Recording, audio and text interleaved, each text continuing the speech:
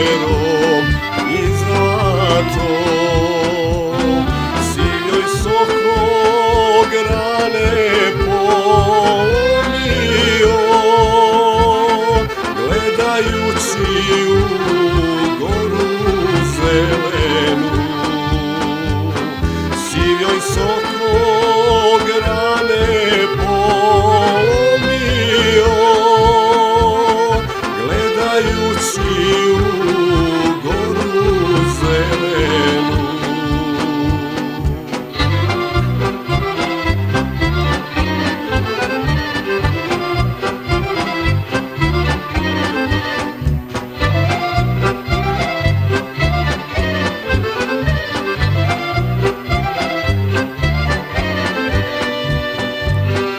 Gledajući u goru zelenu, gdje dva brata lovijahu, ulovili srnu i košutu, ulovili pod prste djevojku. Srnu i košutu, ulovili pod prste djevojku.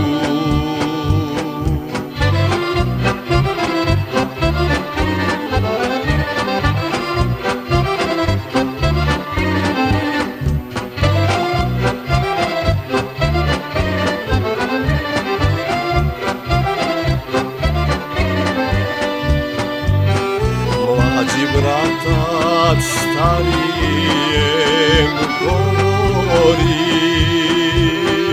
ajde brate lova da dijelimo, tebi brate srna i košuta, meni brate pod prste djevojka. Tebi brate srna i